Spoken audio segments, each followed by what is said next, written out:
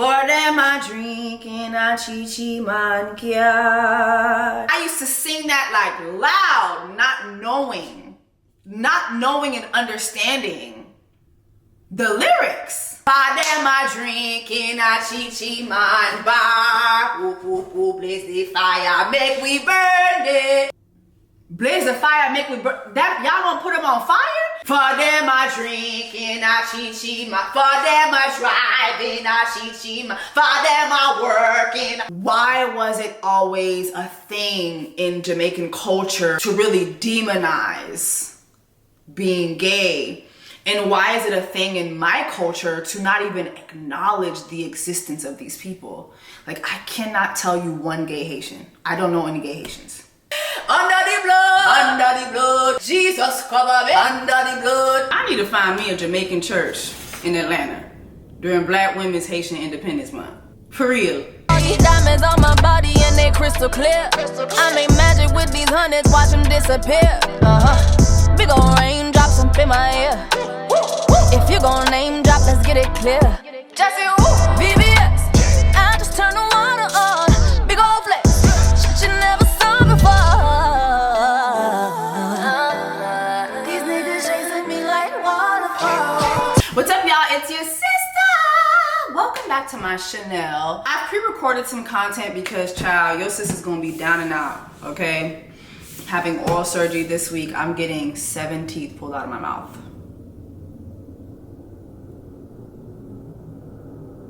7 teeth. It's just so crazy because I spent so much time, you know, talking about niggas who ain't got no side teeth, you know, talking about how missing side teeth are the real epidemic. And now I'm about to be one of the niggas with a missing side tooth. Damn. I had 2 root canals last year that it just was pointless. If you have root canals, if your doctor tells you, if your dentist tells you to have root canals, just get them teeth pulled out. My auntie, my mama, like they all said that to me and I was like, they were right. And one of those root canals, the doctor had to refund me for. And now I'm thinking, can I get another refund? Because there was no point. So he refunded me because he fucked up my crown. I had a crown on the tooth and now I'm like, why did you even try to do a root canal on a tooth that had a crown, knowing you were gonna fuck up my crown, and you didn't give me any money for me to get another crown, which, yeah, that's why I'm like, I feel like I'm owed some money here. But I'm about to have that tooth pulled out, so it's like, whatever. Then I have my 4 wisdom teeth, they gotta come out. So, child, I'm gonna be down for like 2 weeks. 2 weeks. Can you imagine me not talking for 2 weeks? Girl, what? I cannot live like this. So yeah, I pre-recorded some things so that I could just put them out while I'm down. Y'all just keep me in y'all prayers. Long awaited review on Black Cake. But you know what? I think that this month is actually a really good month for me to cover Black Cake because, so you guys know it is Haitian Independence Month. January 1st marked Haitian Independence Day. That's when Haitians celebrate our independence from the French. We were the only nation that was successful at leading a slave rebellion against our slave masters and therefore freeing ourselves and making ourselves the first free Black republic, which is Haiti. It's known as Haiti now. It was Hispaniola then. Somebody let the Dominicans know that. But anyway, so I think it's good because, you know, Black Cake is a Jamaican show and a lot of folks really like to pin Haitians and Jamaicans against each other. I think Jamaicans get pinned against a lot of cultures, but growing up, I would see people bring, you know, Haitians and Jamaicans up and try to pin us against each other, and I never understood it. Most of my friends growing up were Haitian and Jamaican. I have family members who are half Haitian, half Jamaican. You know, might have a Haitian mom and a Jamaican dad or vice versa. But Jamaicans played a pivotal part in Haitian independence. You know what? I should have been giving y'all a Haiti fact every episode this month. I don't know why I didn't do that. That was just so stupid of me. But anyway, this is the perfect time to bring up a Jamaican figure that was very, very, very pivotal in the Haitian rebellion. We're going to talk about, just briefly, Dutty Boukman. Dutty Boukman was an early leader of the Haitian Revolution, born in Senegambia, present-day Senegal and Gambia. He was enslaved to Jamaica. He eventually ended up in Haiti, where he became a leader of the Maroons, or you would say Maroons, so we would say Maroons, and a voodoo hangman. So he was a voodoo priest. According to some contemporary accounts, Boukman, alongside Cecile Fatima, a voodoo marble, presided over the religious ceremony at Bois Caïma. So Bois Caïma is very pivotal when it comes to the Haitian Revolution. August 14th, 1791, Boukman and Cecile Fatima both led a religious voodoo ceremony called Bois Caïma in Saint-Domingue, which is present-day Santo Domingo, which is in the Dominican Republic, which tells you what? I'll add to that. The Haitian Revolution was also won in Saint-Domingue, which is present-day Santo Domingo. If the Haitian Revolution is won in Saint-Domingue, which is present-day Santo Domingo, and at the time Saint-Domingue was a French colonized colony, as was the rest of Haiti, what does that tell y'all? Dominicans are Haitians. Okay, anyway, so during Bois Caïma, you know, the ancestors just filled everyone that was present. Voodoo just overtook everyone, and I really, really believe that the spirits of our ancestors during this voodoo ritual, it is said to believe that that is what encouraged everyone to move forward and really, really participate in what is now known as the Haitian Revolution. And also voodoo played a huge, huge part throughout the battles that we had throughout the revolution, and voodoo played a huge part in us winning the Haitian Revolution. And so, you know, it's always weird to me when I see people, whether they be Jamaican or Haitian, that have a problem with me showing love to not just Jamaicans, but just any other, you know, Black diasporic place. I feel like when we really do the research, we're really all one people. We really, really are. You know, when you look at Dutty Boukman came from Senegal. Many Jamaicans are Senegalese, or there are a lot of you guys who are Ghanaian. You know, Ghanaians have a special people that are within their midst, which are called the Eways. Eways are descendants of Togo and Benin, which is where a lot of Haitians are from. When I was in Ghana during my last trip, I was able to take these beautiful pictures. And although this is Asante wear, it was crazy because I picked the Ewe name when I was in Ghana, not knowing that it was an Ewe name. But I had Asante gear on, and it's crazy because it just shows just how connected I am to my ancestors and connected to just God, you know. And Ewe, in Ewe, Mausi, which is a name that I picked, it means that God's hand is upon her. We're all one. Like, honestly, I just love us so, so, so much. And while it is Haitian Independence Month, I want to show love to the Jamaicans, to the Dutty Boukmans of the world, you know, to those of you guys who show us love all the time. You know, you guys played a part. And I think that that's something that should be acknowledged. So anyway, let's go ahead and dive into Black Cake. Black Cake is probably the best series I watched last year. It just was amazing. It was an amazing, amazing, amazing series. I think that everyone involved just did a fantastic, fantastic job. And I mean, there are so many people to acknowledge that are part of the project. Now, y'all, before we get into this Black Cake review, I just want to update y'all that the Jamaican girlies are still fighting. They must still fight. Oh, Jamaican women fighting over a Nigerian man on this land? Hey, Anuka. Baby, y'all done pissed off Sean Paul? I've never heard Sean Paul say anything but, Sasha, come sing for them, baby. Where is already saw. Me not release me problem. So me leave idiot to have them. Me too rich to argue with bitch. What you got? Bon. But me see my friends are so much, I'm so tea. I have a date with a Ghanaian man. He would never. My friends are man, no? Oh. He's giving, sometimes I suck some dick and sometimes I don't. Well, sisters, be safe. My sisters that are dating Nigerian men, be safe. Steph, unplug the microphone, please. Steph, round one was good, but sister, j'ai la manjo, oui? J'ai la manjo. Unplug the microphone.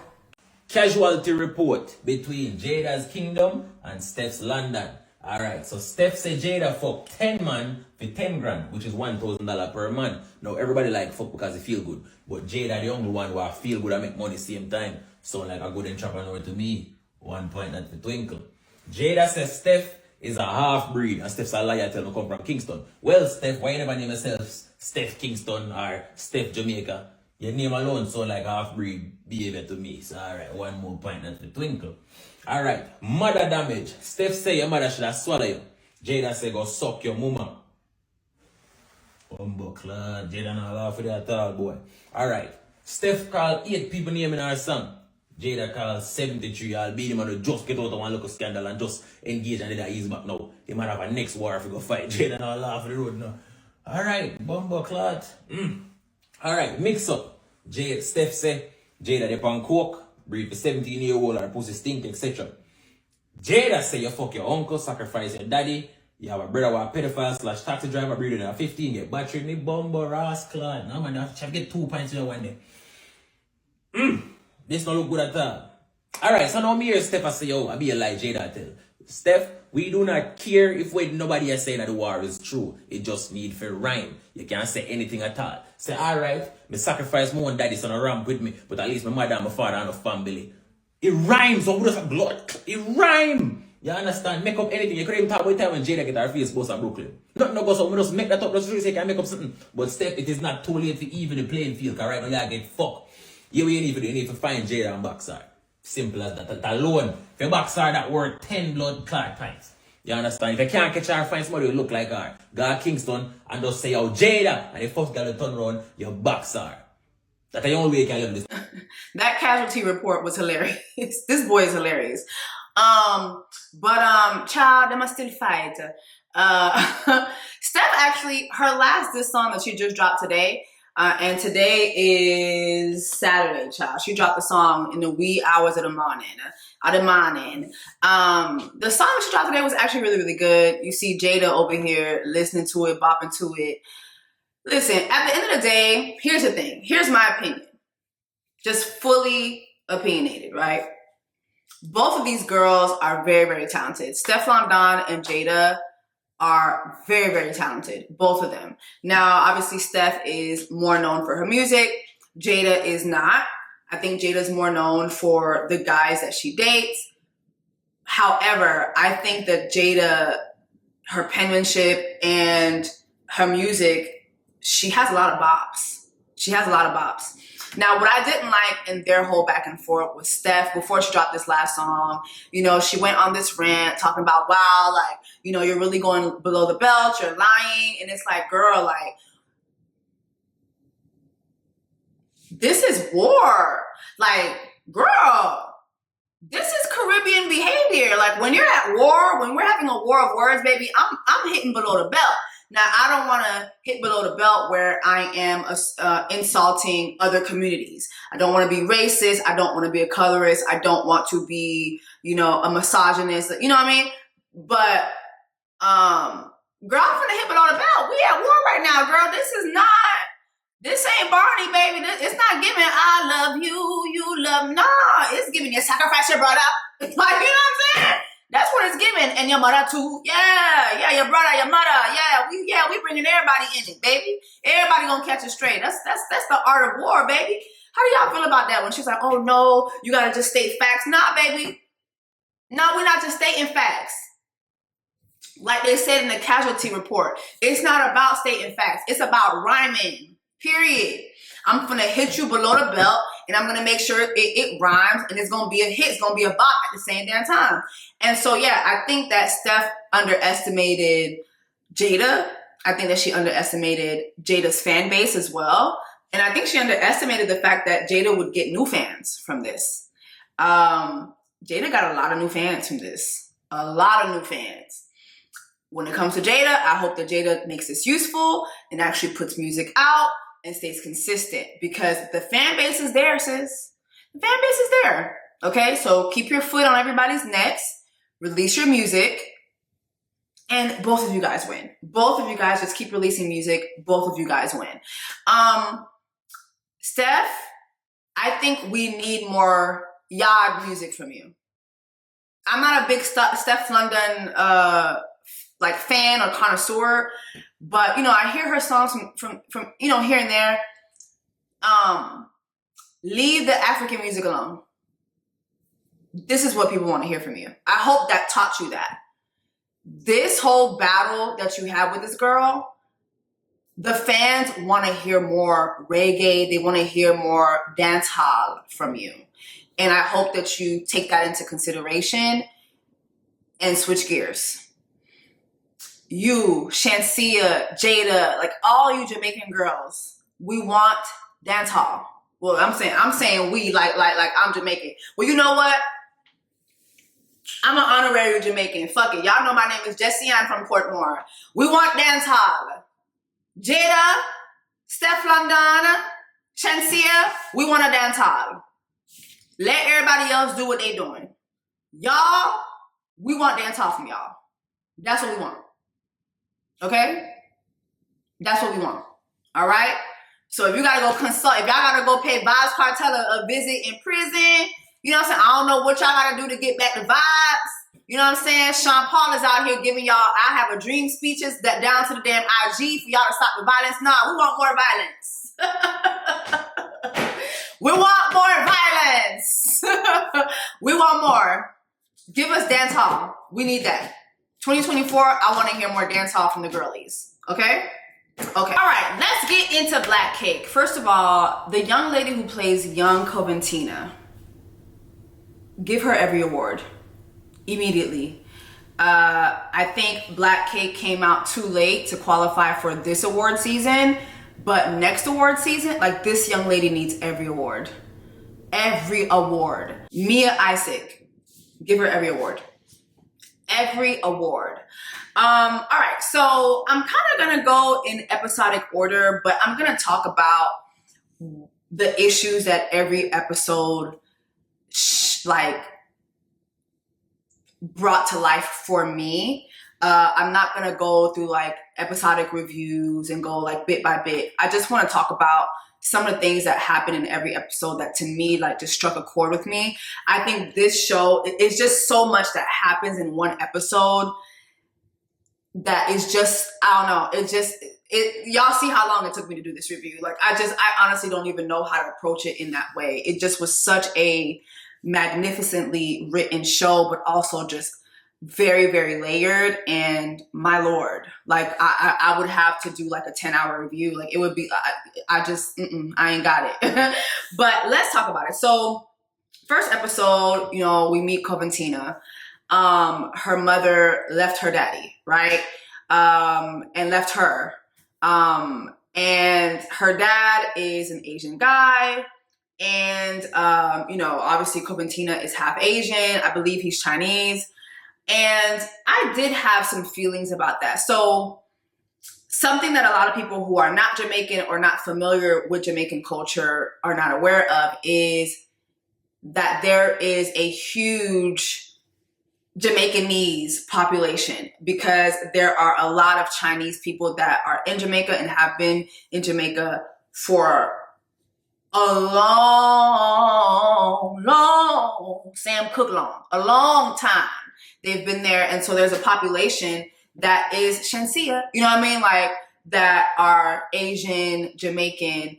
And I didn't know I know this is based on a book. I didn't really look to see if the book is fictional or not. But I kind of felt a way about that. And Jamaicans, get in the comments, let me know what you guys think. But I kind of felt a way that this story got this big push, and at the center of it was Jamaicanese, like a Jamaicanese girl. Now, not saying that, you know, I don't like, you know, Jamaicanese people, but would the story have gone further if the main girl was dark-skinned, just like everybody else? Like, most of the characters in the series are brown, dark-skinned.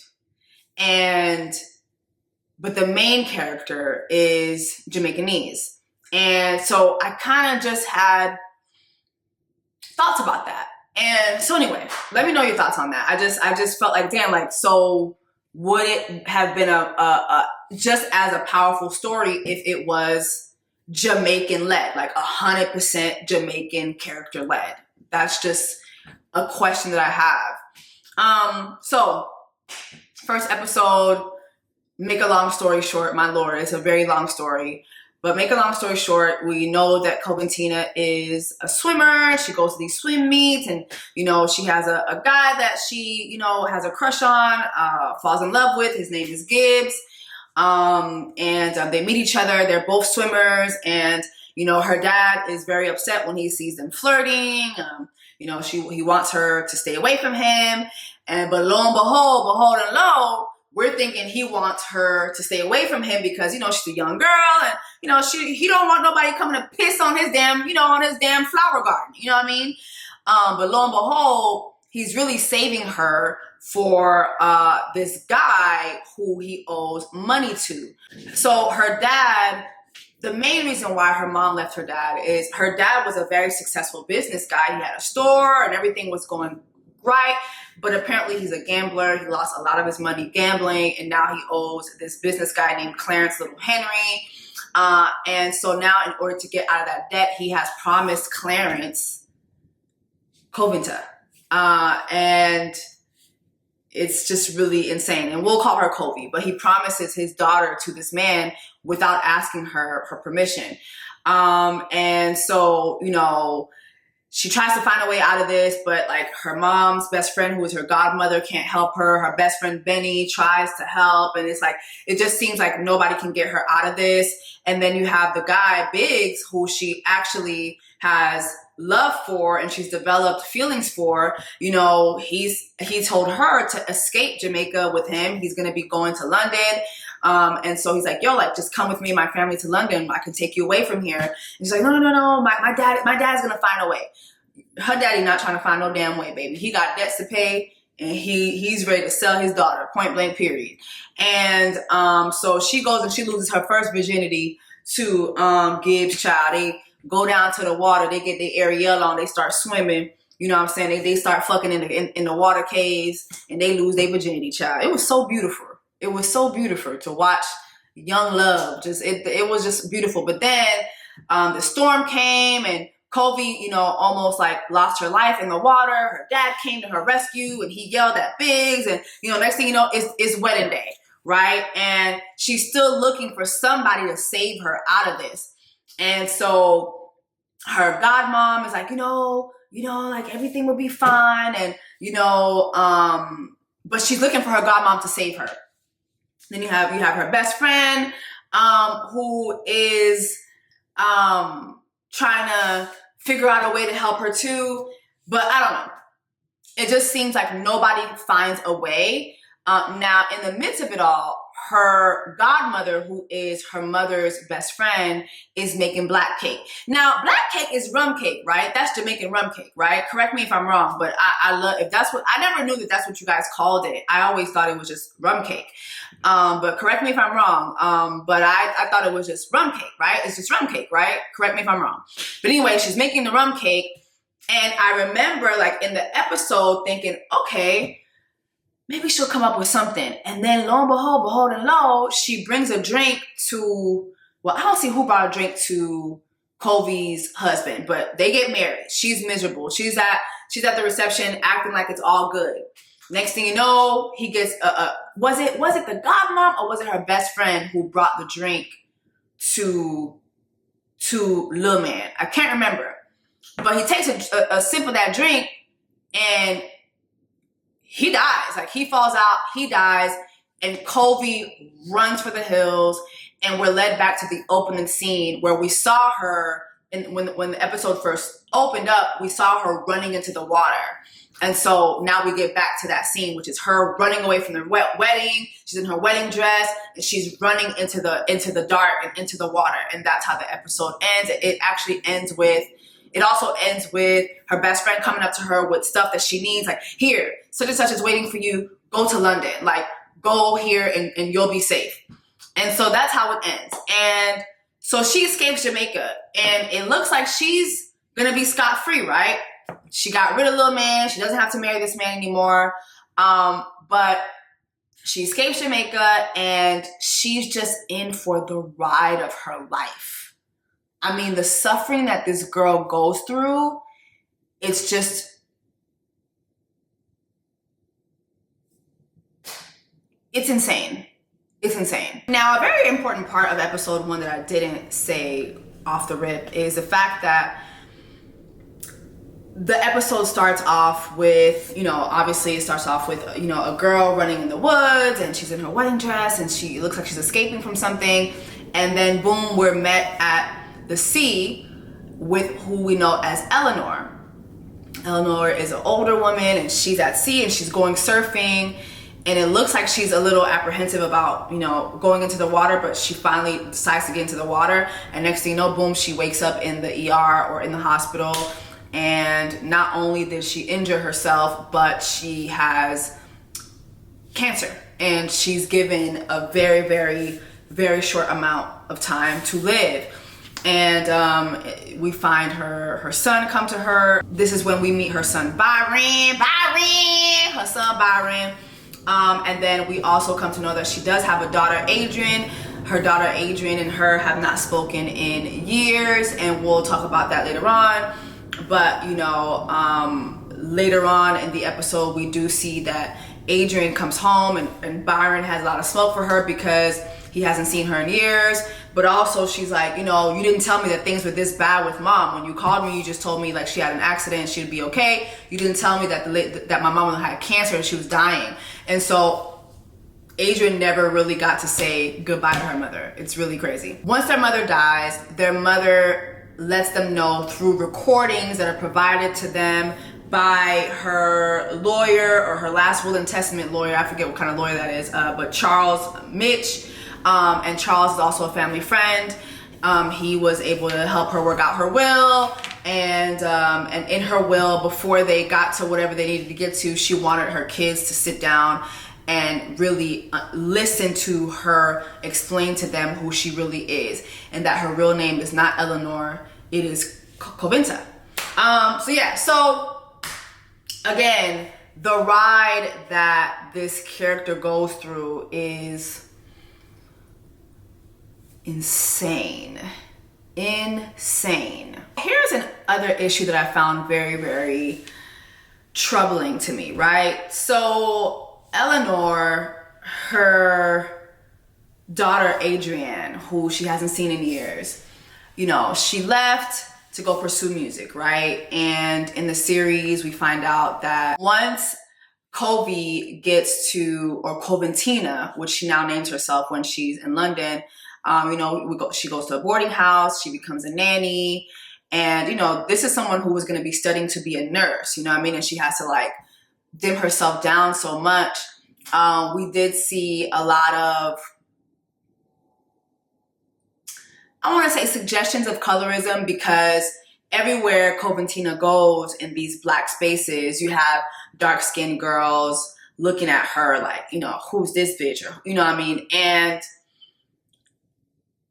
is that something that the ambiguous girlies really do go through? I can't relate. I'm not ambiguous. I'm dark-skinned.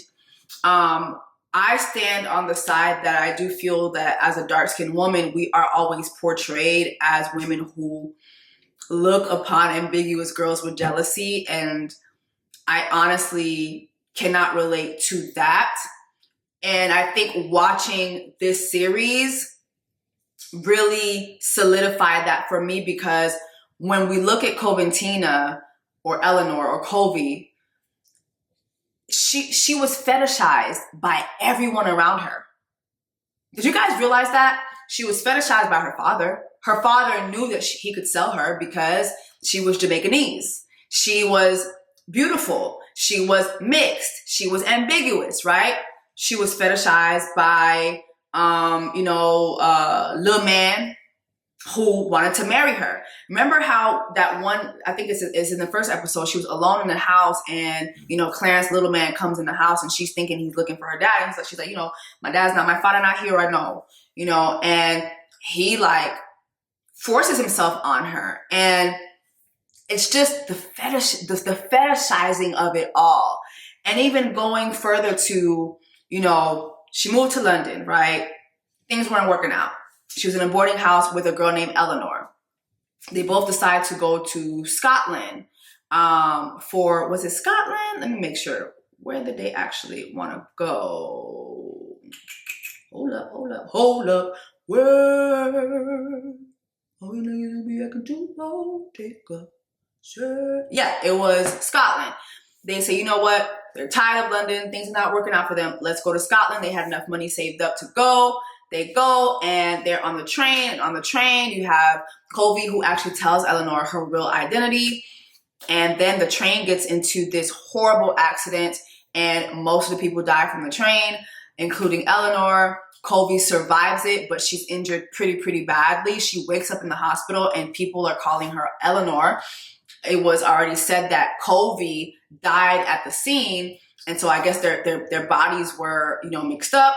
But as soon as she comes to, she realizes that she can now adopt Eleanor's identity, which will help her, which will further help her with her identity theft, or I don't want to call it identity theft, but which will help her basically she doing her own witness protection at this point, okay? Because she don't want to be responsible for killing her Jamaican husband back in Jamaica, right? So boom. So now she's in Scotland and she is trying to get a job here, get a job there.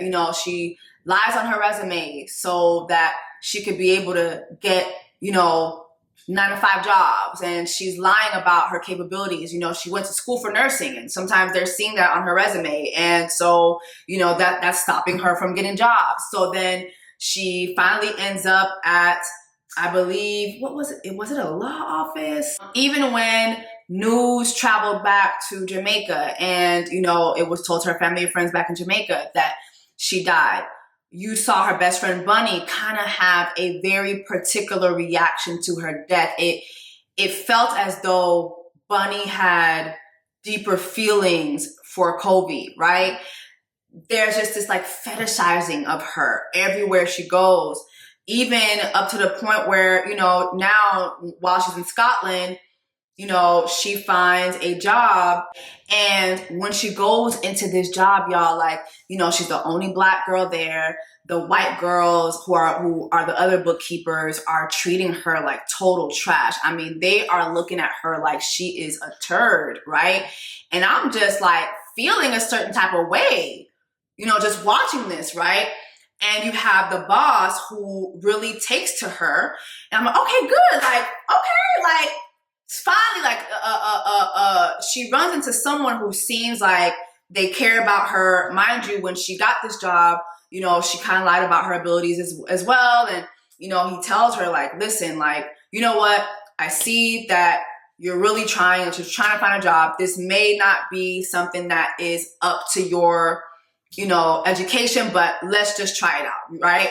And even so much so, she does a good job, that so much so that she finds some things that are wrong with the bookkeeping, and she goes to the boss and she tells him, hey, I found some of this bookkeeping stuff that was incorrect. Some of these numbers are incorrect. And she does it with fright, because the other girls done told her, no, we know what we doing. You just got here. Shut the fuck up and shut the door behind you. You're going to be the last person to leave every day. You know what I mean? And so, there was an incident where her boss took her out to dinner And, you know, he takes her out to dinner with some like really important lady, and they talk about the incident that happened with the train that got to an accident. And they were talking about doing like a special fund, especially a special event to benefit the victims of that train wreck. And, you know, she's one of the only survivors, and they want to, you know what I mean? Like they want to make her the face of it all. And she just shows so much hesitance to the point where her boss basically looks her up. The next day he calls her into her office and he says, listen, like, I know you're lying about who you are. And she's scared. She starts crying and she's like, listen, like, I just want to have my job. I just want to keep my job. Like, and he's like, it's okay. It's okay. Like, you're in good hands, like Allstate. And next thing you know, he sexually violates her. Everywhere this girl goes, there is this fetishizing about her, and it turns dangerous, right? And he assaults her. She goes back into the office and she walks past the girls and they're all giving her this look. And I'm thinking to myself, like, damn, like, do they know what happened to her? And are they looking at her like, that's what you get, bitch, you little black bitch, you know? But then the main girl, Beatrice, goes to the bathroom and she tells her, she's like, listen, he's done it to all of us. He's done it to all of us. I was slick trying to protect you. He does it to all of us. Clean yourself up. You're not going to find another job that pays you this well doing this. Clean yourself up. He did it to me while I was married. Like, it's crazy. It is crazy what this girl goes through. And mind you, too, we get these flashbacks of, you know, her and Bunny back in Jamaica. And we have this scene where Bunny tells Colby, like, you know, her dad is trying to put her down with this guy, or, you know, this guy expressed interest. But, you know, she comes clean and she says, you know, like, I don't want to be with these guys. Like, I want to be with you. And when she says it to Colby, Colby's like, girl, no, we are not, like, you know, we cannot do this in our community. And it just was crazy. First of all, let me just say this before I jump into the Bunny thing.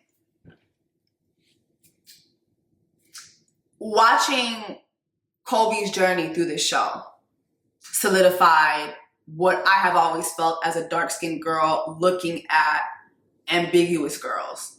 You all are fetishized to the point where sometimes I feel like it's not even like, do the men really like you, or are they just fetishizing you? And it often turns so violent. And then you have what dark-skinned girls go through, right? Which is, you're black and ugly, you're dark and ugly, you need to be okay with whatever the fuck you get. You know, that's usually the type of violence that we see, you know? So I've never hated on the ambiguous girls because I've always felt like, damn, like, a lot of you have had to deal with that. Let's chat for a little bit about Bunny letting Colby know that, you know, she wants to be with her. Like, you're who I want, you know, you're who I want to be with. I don't want to be with anybody else. Let me see if I can have the audio on here. I know I can't play the actual episode, but I can definitely play the audio.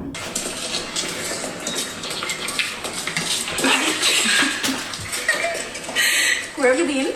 Jeez, are you following me? No, you idiot. I just went to the market. The father's looking for you, by the way. Where have you been? Chilling with Almy. I was Sean Gibbs' grandson. The new kid. Are you crazy? What about your dad? What about him? Gibbs was a perfect gentleman, and he didn't have to be. I gave him every opportunity to prove that he only wanted one thing. All he wants is to get to know me. So he says, don't be sore. We'll do double man date sometime and you can see for yourself. Me and Gibbs and you and Jimmy. As Colby is talking about Gibbs, you can see Bunny, she's just not pleased at all. Like, she's not pleased at all. And you know, Kobe has Gibbs, and you know, there's a guy that is fancying Bunny, and this is where they are in the conversation. Stop with that. I'm not interested in Jimmy, okay? Let me find you someone else, someone you do like, someone like Gibbs. He's not my type either. Then who is? I don't know. Yes, you do. Come on, tell me. Tell me. You, okay? I like you. Yeah, well, I know that. Do you? You can't say that. Well, you know rumors can get people killed. It's dangerous. But it doesn't change. That is who I am. I'm not asking you to change. No, you're asking me to hide. For your own safety. You're right, forget it.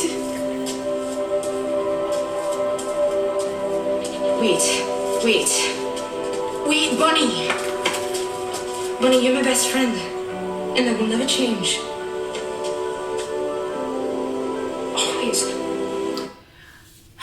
This scene, I think, is such an important scene for so many reasons. And it kind of made me think about, in my culture as a Haitian girl, I can probably count on one hand how many times being gay has been discussed around me, like in Haitian settings. It's almost like we don't even acknowledge that being gay exists, you know? And I remember when I got older, when I was like in my teenage years, a cousin of mine was staying with us, and she's like, oh, ente son madi vinwi? And I'm like, what does madi vin mean?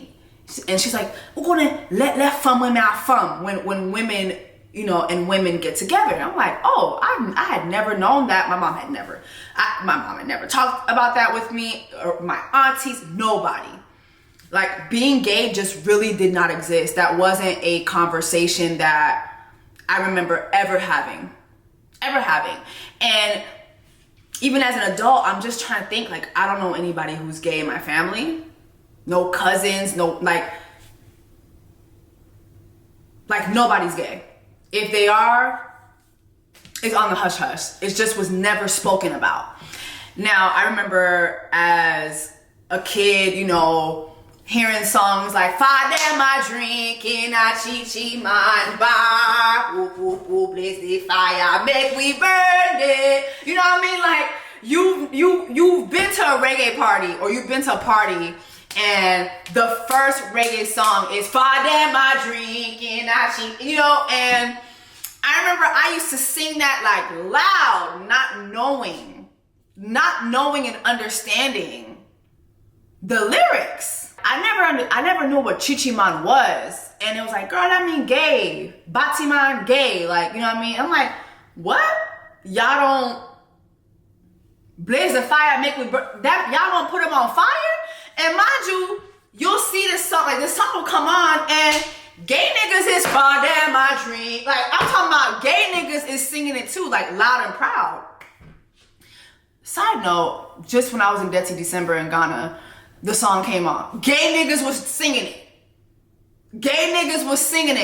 For them I drink in a chi-chi, for them I drive in a chi-chi, for them I work in. I mean, like, gay niggas was singing it loud and proud. And, you know, it just makes you think, like, has time changed? You know, why was it always a thing in Jamaican culture to really demonize being gay? And why is it a thing in my culture to not even acknowledge the existence of these people? Like, I cannot tell you one gay Haitian. I don't know any gay Haitians. Personally, I don't know any gay Haitians. I feel like it's just something that is not spoken in our culture. And then you have a Jamaican culture where it's like, no, we want y'all burned to hell. Like, we want you burned to crisp. You know what I'm saying? But then this scene made me think of something.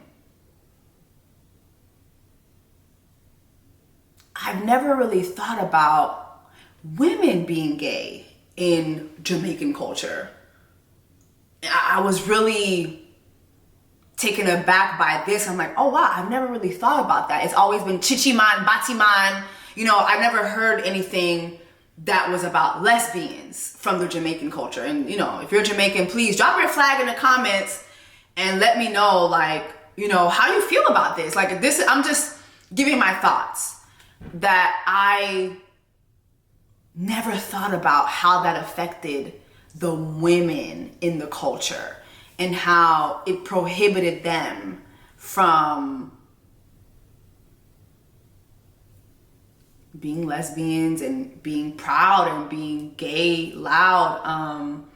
Last year, Ebony Magazine, I was fortunate enough to go with Ebony Magazine to Jamaica for Jamaica Carnival, and Marky Markland, who's a big Jamaican influencer and comedian, he went to Carnival and he had a time, and he said something to me. He was like, you know, it's just really beautiful to see more gays being out in Jamaica. He's like, this is just not a thing in my culture, you know, and it's just like, it was beautiful to be out there and be myself and to be in my costume and, you know, have my dick print out, you know what I'm saying? Have my Zozo showing, you know what I mean? Like, have my Zozo print be out loud and proud. And he was like, it's just times have changed. Times are changing. Let me know your thoughts on that.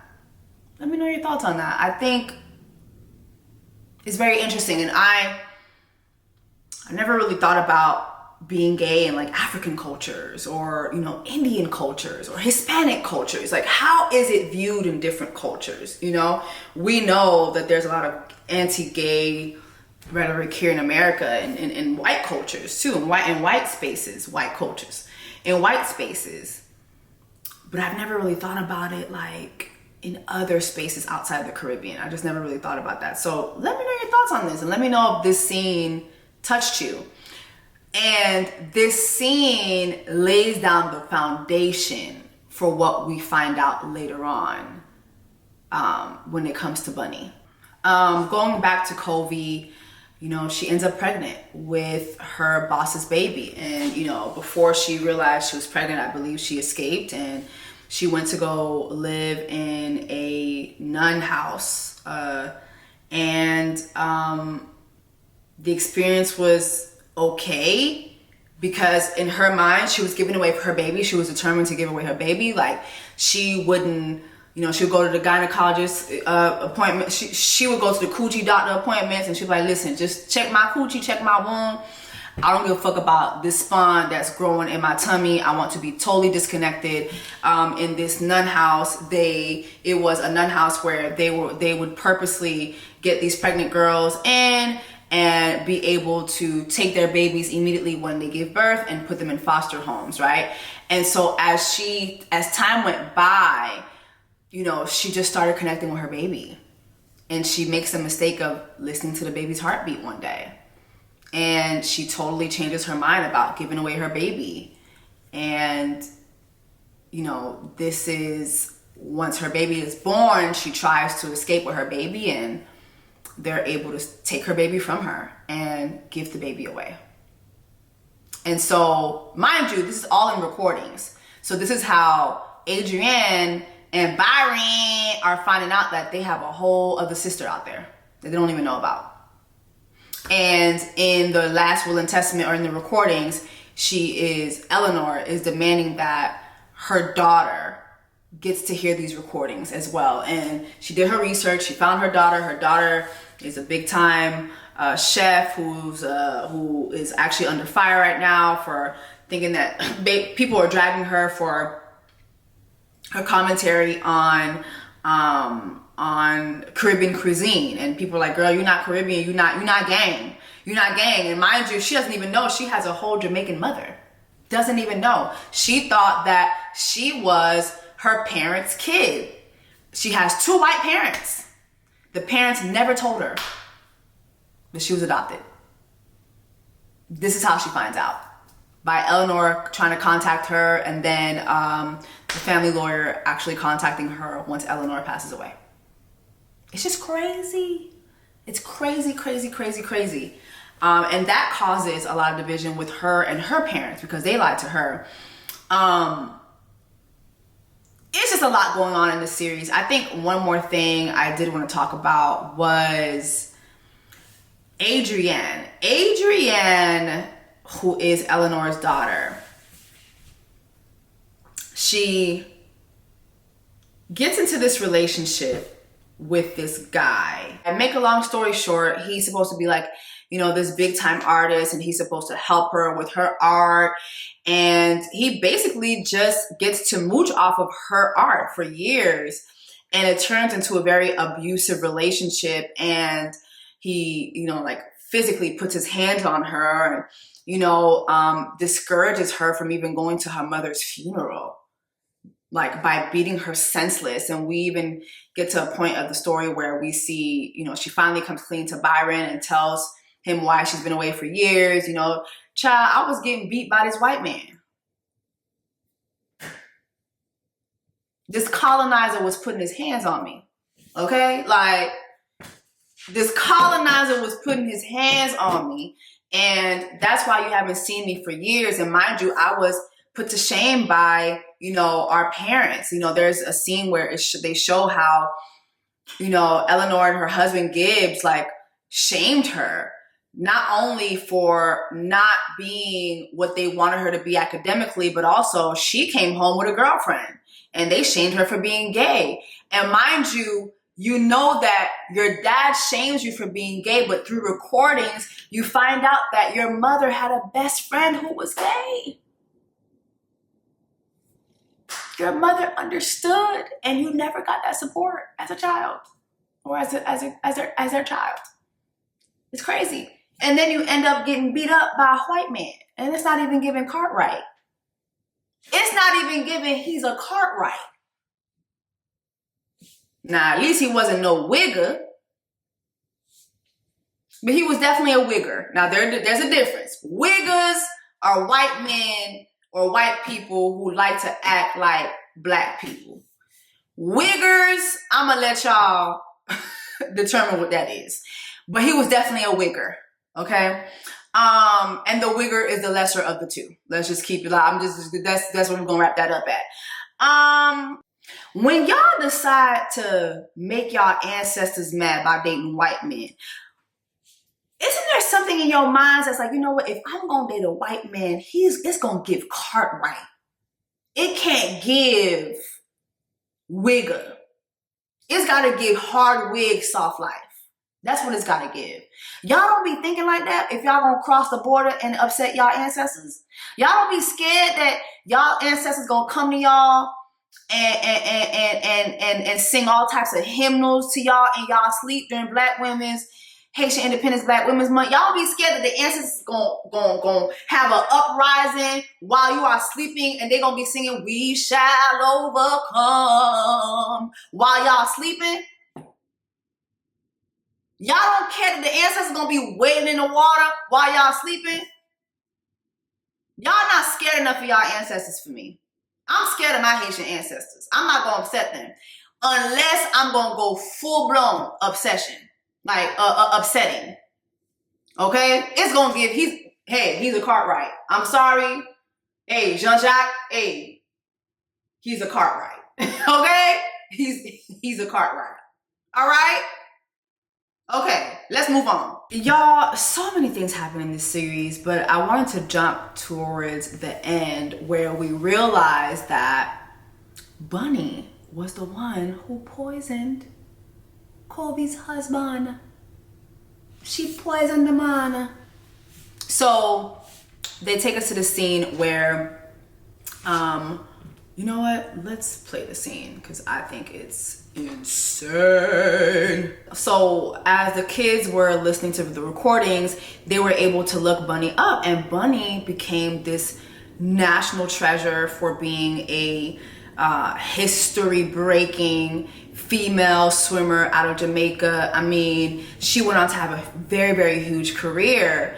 And what's so sad is Kobe never shared those moments with her best friend. And you have Bunny finding out much later in life that her best friend never died, and that her best friend stayed away from her because her best friend was on the run. Because remember, she became the prime suspect in Clarence's death.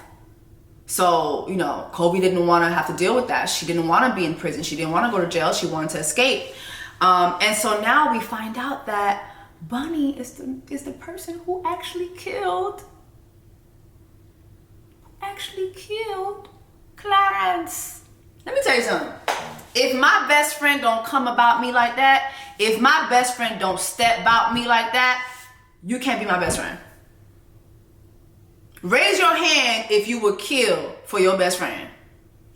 And I'm not talking about killing bitches over niggas. No, I'm talking about this man was about to take Covey on the ride of her life. And you know what's crazy is that Bunny did all that and Covey still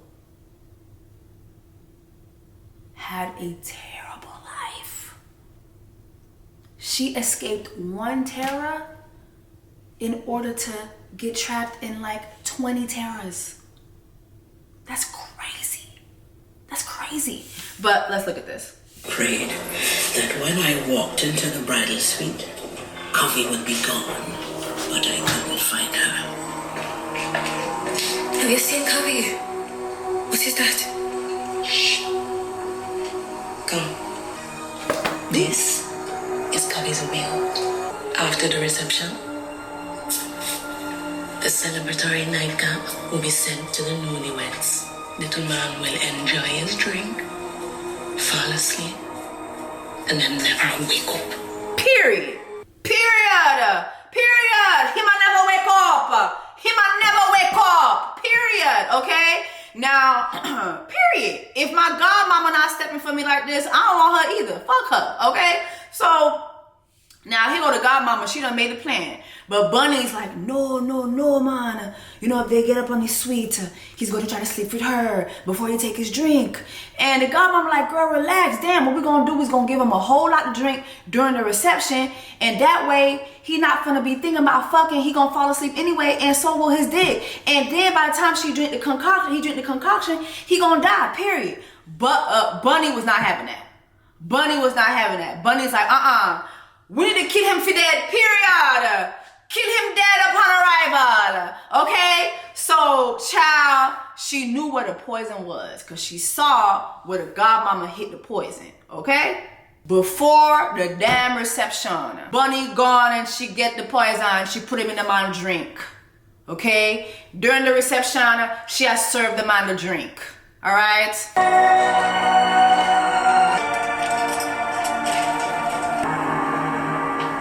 Girl, go ahead and do it, no? Kill the man. Kill the man.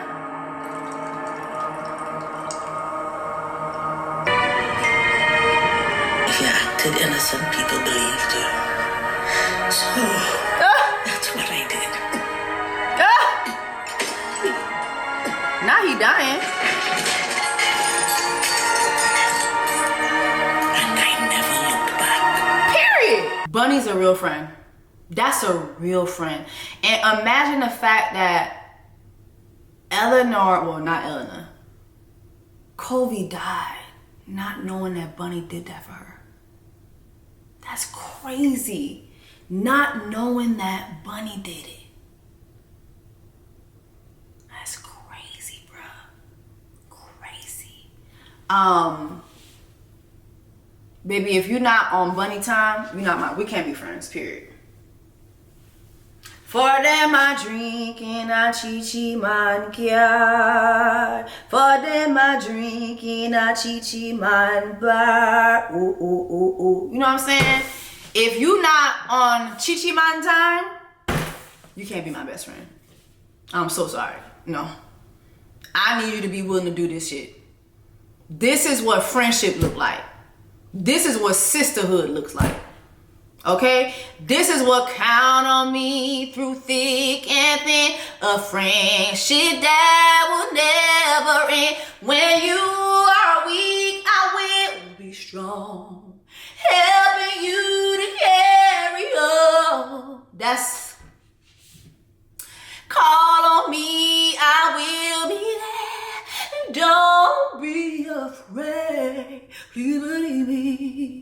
when I say count on, you can count on me. That's the type of time I'm on. If you not on count on me through thick and thin, we can't be friends.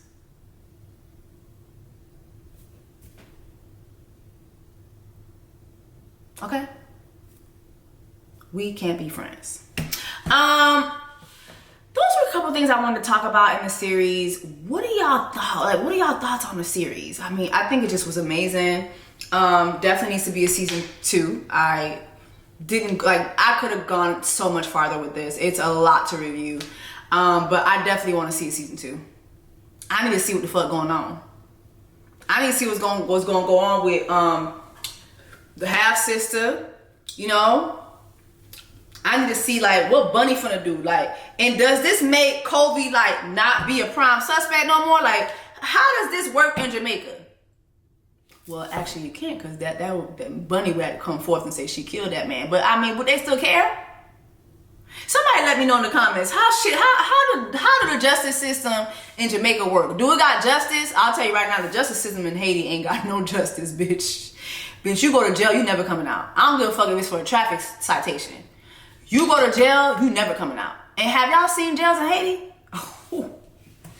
Whew. It's giving, baby, you're not getting out. It's giving life.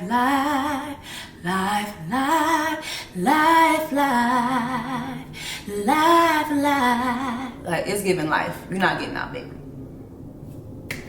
You're not getting out. Let me know your thoughts, y'all, on Black Cake. Did you like the series? What did you like about it? Is there anything that you wish I would have covered? Let me know your thoughts on things that I did cover. I hope you guys like this review. And yeah, I'll see you guys in the next video. Diamonds on my body and they crystal clear. I make magic with these hundreds, watch them disappear. Big ol' raindrops up in my ear. If you gon' name drop, let's get it clear. Jessie Woo.